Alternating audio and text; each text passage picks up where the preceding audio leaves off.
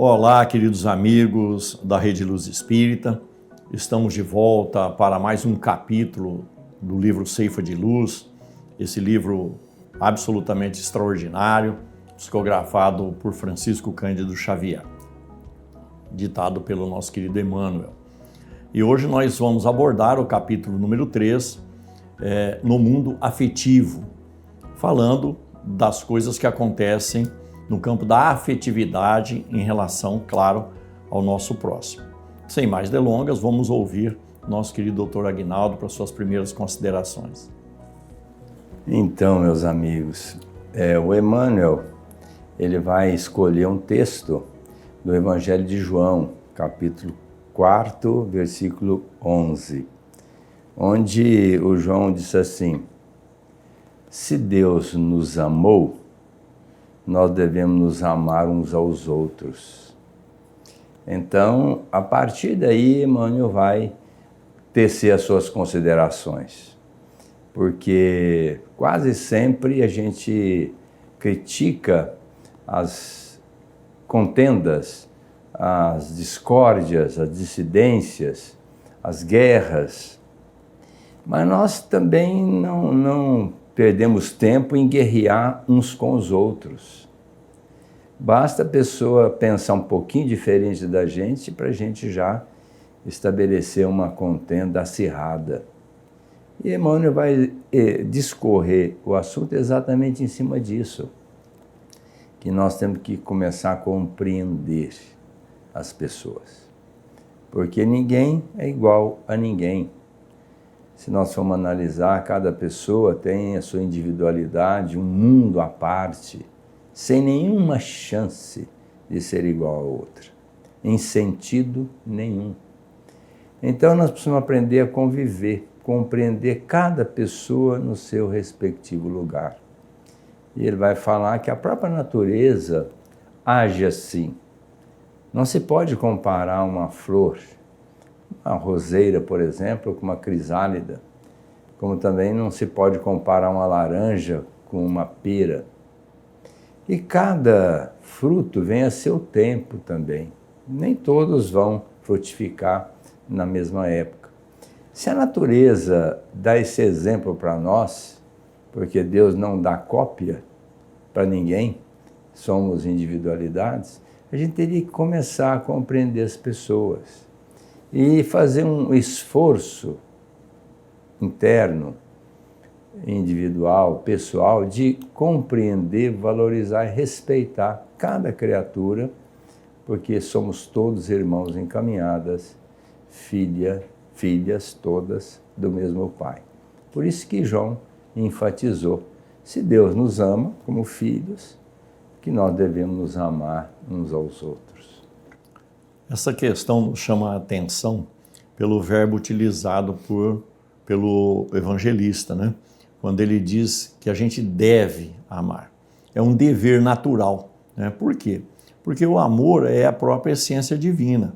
E os dois maiores mandamentos que já vão surgir no Velho Testamento, que o Senhor vai chamar à baila para os nossos entendimentos, né, quando ele esteve aqui, é justamente nesse campo do sentimento que só é possível existir em relação a um objeto, né, e no caso aqui, a figura do próximo. Então, o amor, segundo Jesus, é dar de si alguém por aqueles que convivem com ele.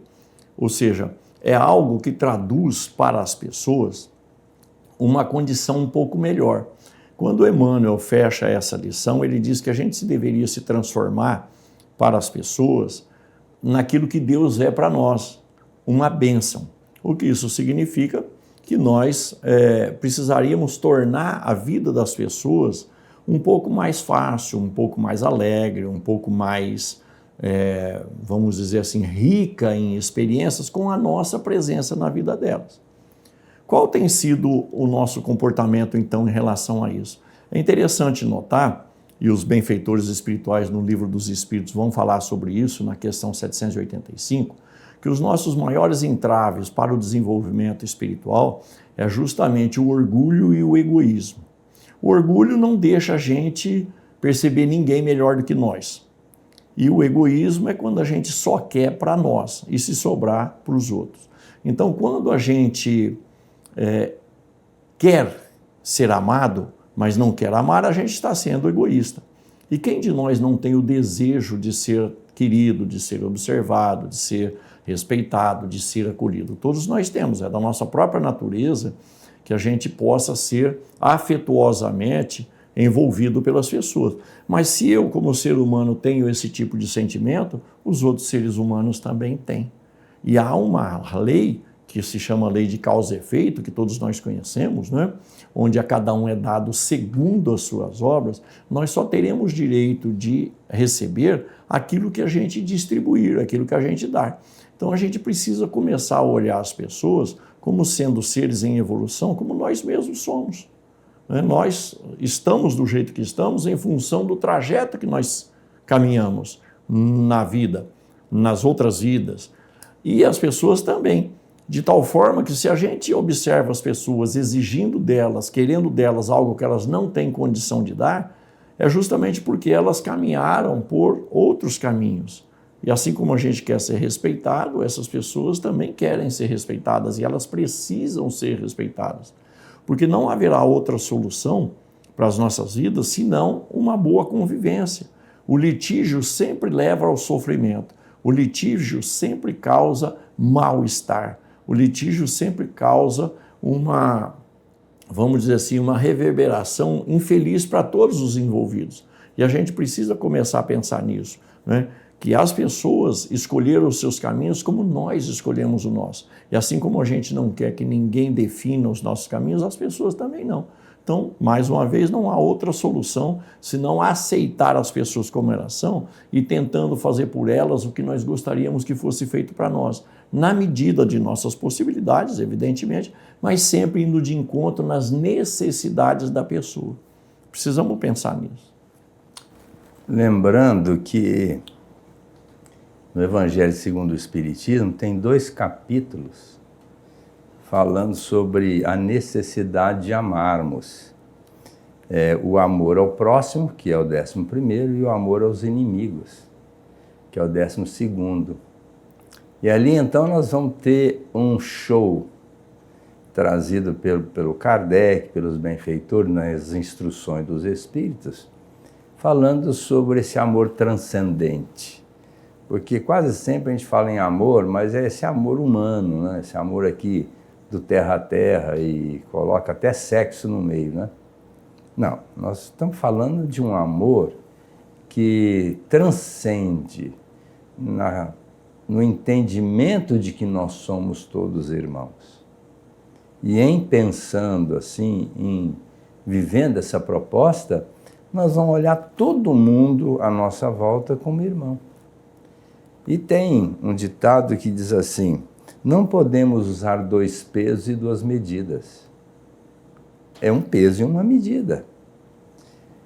No Evangelho tem uma passagem onde Jesus diz que o reino do céu se assemelha a um homem que chamou o seu devedor e disse assim: acerta comigo hoje, senão você vai ser vendido, a sua família também, como escravos, para eu receber o que me é devido. E aquele homem se prostra de joelho junto ao seu senhor e diz assim: me perdoe, eu vou lhe pagar, me dê um tempo. Aquele homem complacente disse assim: tudo bem, então vá, e depois você me paga. Mas saiu dali aquele devedor e encontrou um outro companheiro que lhe devia uma certa quantia. A primeira dívida para com o seu senhor era de 100.000 talentos, que era uma fortuna incomensurável. Um talento, à época, poderia ser comparado a $2 hoje. Então, 100.000 talentos, você imagina quantos R$1.000 que devia para aquele senhor. E encontrou outro que lhe devia apenas, vamos dizer assim, algumas moedas, era uma quantia irrisória. E aí a pessoa, da mesma forma, disse assim: mas me perdoe, eu não posso lhe pagar agora, me dá um tempo. Não vou lhe dar tempo. você vai ser vendido, sua família, para me pagar. E já chamou ali os responsáveis, porque naquela época, se devesse, tinha que pagar, senão ia ser vendido mesmo. E a coisa era complicada. Então, já chamou o pessoal para prendê-lo, para que ele pudesse resgatar seu débito.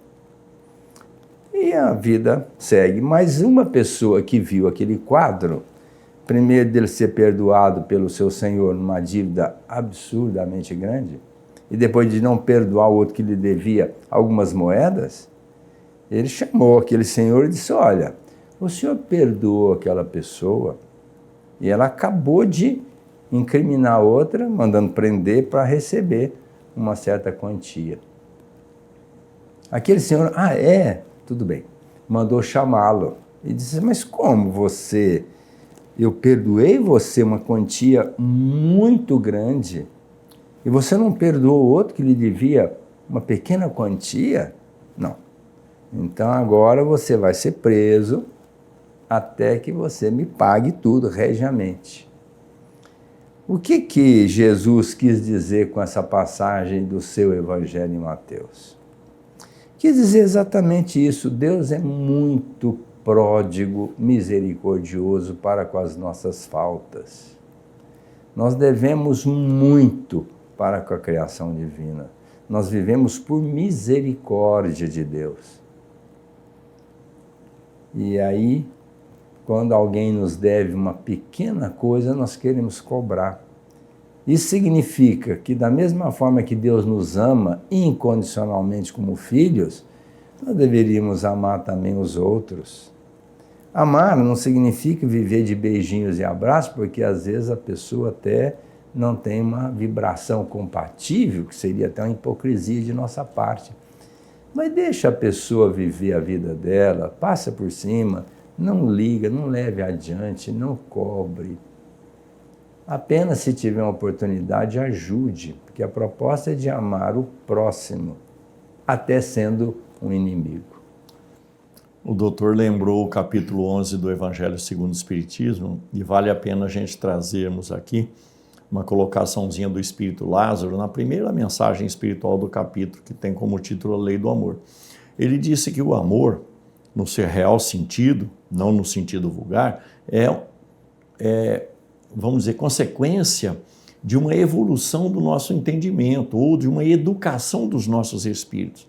Então a gente precisa educar os nossos espíritos para amar.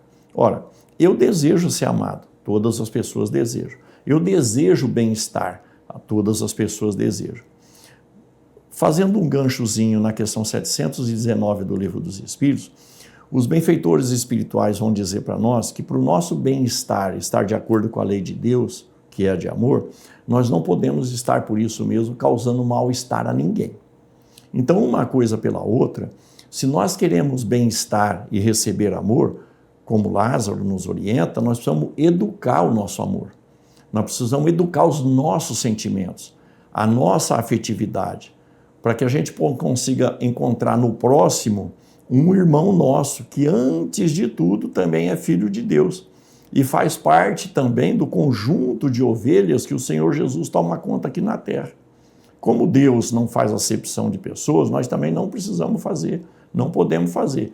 Então, qual seria o nosso papel? Começar a observar as pessoas, não no sentido de julgar, mas de conhecer as pessoas para ver de que forma a gente pode cuidar dela, respeitando ela e tornando-nos responsáveis, portanto, pelo bem-estar dela. Essas 4 colocações de conhecer, de cuidar, de respeitar e se tornar responsável, é de um grande psicanalista que passou pelo nosso mundo, Erich Fromm. E ele vai dizer que quando a gente começa a observar as pessoas, no sentido de encontrar nelas um jeito da gente ajudá-las, todo mundo passa a ser feliz ao mesmo tempo, ou em conjunto. O que significa isso? Se nós causamos bem-estar nas pessoas, elas vão ter prazer de conviver conosco e vão também se sentir no dever consciencial de também nos produzir bem-estar. Ninguém está falando aqui que nós não haveremos de encontrar dificuldades, obstáculos, diferenças de opinião, mas tudo tem um jeito de ser tratado, né? Ninguém é obrigado a pensar como as outras pessoas pensam. Mas, de qualquer forma, a gente pode interpretar as coisas sem violência. É interessante nesse capítulo do Ceifa de Luz, Emmanuel começa a falar que a gente recrimina a violência, que a gente comenta que a violência está demais, que não deveria existir, mas basta uma contrariedade para a gente já se tornar uma pessoa violenta.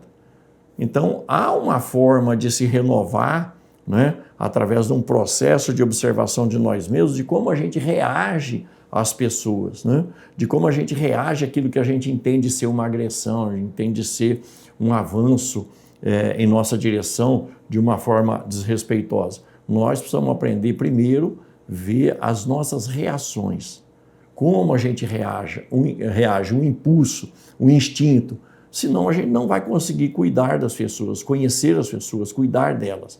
E esse é um fato que nós precisamos admitir, porque o Senhor Jesus vem nos convocar para a sua seara. É grande a seara e poucos os trabalhadores. O que está pedindo Jesus? Aquilo que ele pediu para Pedro. Na última passagem do Senhor no Evangelho de João, quando o Senhor pergunta a Pedro 3 vezes, Pedro, tu me amas? E Pedro responde, sim, Senhor, tu sabes que eu te amo. E o Senhor diz para ele, apacenta as minhas ovelhas. Então nós que envergamos o título de cristãos, de aprendizes do Evangelho, né, de trabalhadores da doutrina espírita, nós temos esse desafio de apacentar as ovelhas do Senhor Jesus, que são as pessoas que convivem conosco. E aí a gente vai se transformar numa bandeira de paz, onde vai ser visto o reflexo do Evangelho em nós mesmos, mas nas atitudes. Não adianta eu falar que acredito no Senhor, tenho Ele como meu Salvador, tenho Ele como meu guia e modelo na linguagem do Livro dos Espíritos, se eu não fizer o que Ele me mandou. Esse povo me honra com os lábios, mas o coração está longe de mim, disse Jesus. Então há aí uma questão de entendimento em relação àquilo que a gente fala e àquilo que a gente faz, do jeito que a gente fala e do jeito que a gente deveria falar.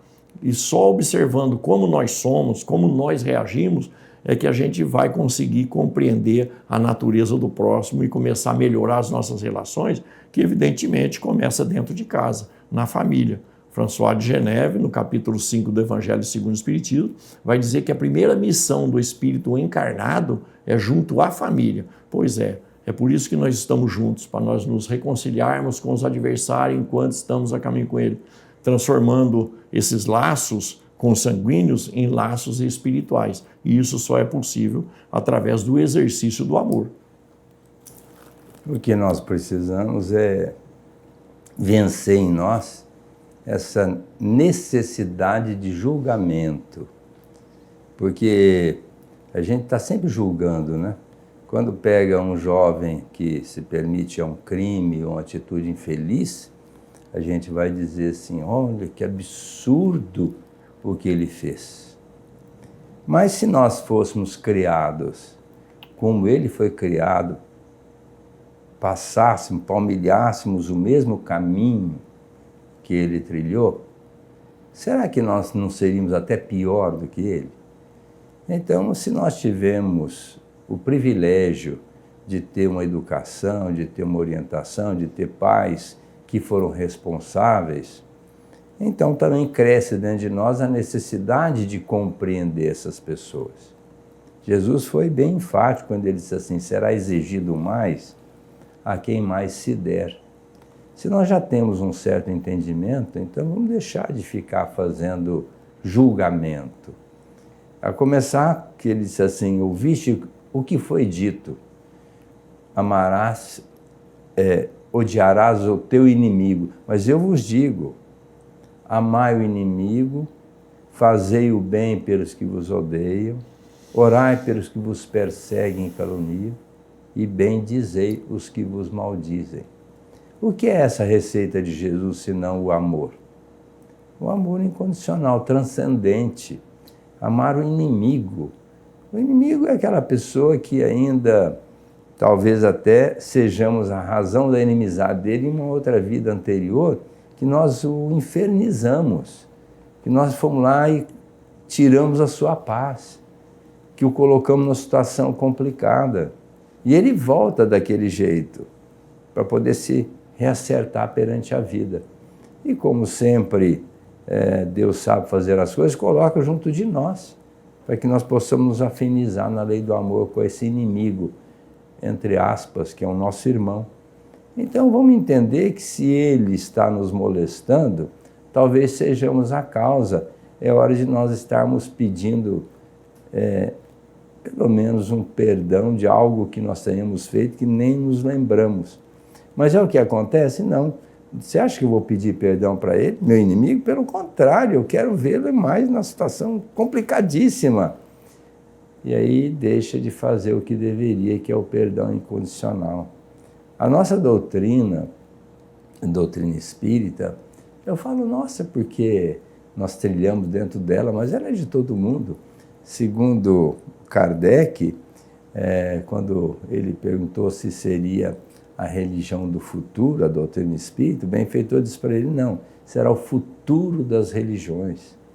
Porque a doutrina espírita, ela está embasada em leis inamovíveis, leis naturais, não é?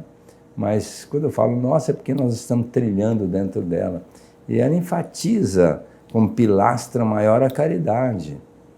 E a caridade não é doar materialmente as coisas. É também o lado material da caridade. Mas a caridade mesmo para valer é exatamente agimos com bondade, aceitando a pessoa como ela é, sem querer cobrar nada. Ela é daquele jeito. E nós não vamos mudá-la, ninguém muda ninguém. Pelo contrário, a pessoa se muda na medida que faz uma análise das suas limitações e tenta resolver aquela problemática, buscando recursos, paradigmas, no caso aí seria o melhor instrumento o Evangelho do Cristo. Aceitar a pessoa como ela é e perdoar incondicionalmente as ofensas. Esse é o grande desafio. A nossa paz é proporcional à nossa capacidade de perdoar. Em qualquer situação, num momento no trânsito, por exemplo, em que a pessoa agiu impensadamente, muitas das vezes até nos colocou numa situação de embaraço, se a gente compreender e der por nada, vamos embora, em paz. Mas se a gente quiser cobrar daquela pessoa, aquela atitude infeliz, às vezes nós temos consequências para alguns séculos para frente para serem reparadas. Então, o melhor é o perdão mesmo, incondicional, deixa para lá e vai em frente, uma vez que nós somos perdoados por Deus pelas nossas atitudes infelizes, se não dessa existência, mas de outras experiências, pela sua misericórdia. Se Ele age com misericórdia conosco, nada mais justo que hajamos com misericórdia para com os outros. Ou seja, temos o coração voltado para com a miséria do próximo. Da mesma forma que os benfeitores, na lei divina, têm misericórdia para com as nossas falhas. E nós não poderíamos deixar aqui, meus amigos, de comentarmos que a violência tem determinadas características que às vezes a gente nem pensa que é. Não é só um gesto impensado em que ocorre a violência física, em suas mais diversas possibilidades.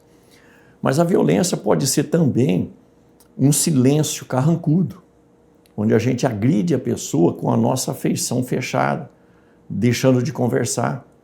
Pode ser também uma palavra mal colocada, ironicamente.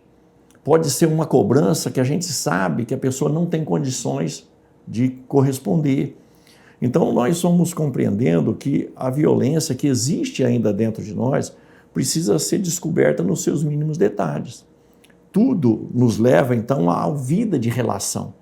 Como lidar com as situações? A gente já tem estruturação intelectual e moral para raciocinar melhor, para efetuar uma resposta àquela situação que não nos está agradando, porque nós sempre vamos estar envoltos em situações, no mundo que nós estamos, de provas e expiações, em situações em que a gente é chamado a um equilíbrio das nossas emoções, a um equilíbrio da nossa afeição pelas pessoas, inclusive diante daquelas pessoas que a gente fala que mais ama. Mais do que nunca fica a necessidade de observarmos como a gente tem reagido às pessoas, aquilo que elas falam, aquilo que elas fazem, porque é preciso desenvolver a nossa inteligência para driblar essas dificuldades né, como bem colocou o doutor, que haverão de causar transtorno para nós outros em vidas futuras se a gente continuar optando pela agressão, pela agressividade, pela violência, pela acusação, que é uma violência, pela cobrança, que é uma violência. Então, domestiquemos as nossas afeições, trabalhemos firmemente nisso, primeiro identificando em nós, mas também conhecendo a pessoa, para ver onde a gente pode se encaixar comportamentalmente no que ela tem a dar para nós outros, para que todos nós vivamos em paz. A paz, segundo o Evangelho, dando voz ao Senhor Jesus, ela nasce dentro de nós. Seja nessa casa a vossa paz, se não tiver, que volte para você. Ficamos por aqui, meus amigos, convidando os queridos amigos para a sequência desse livro magistral chamado Ceifa de Luz. Até a próxima oportunidade. Muita paz a todos.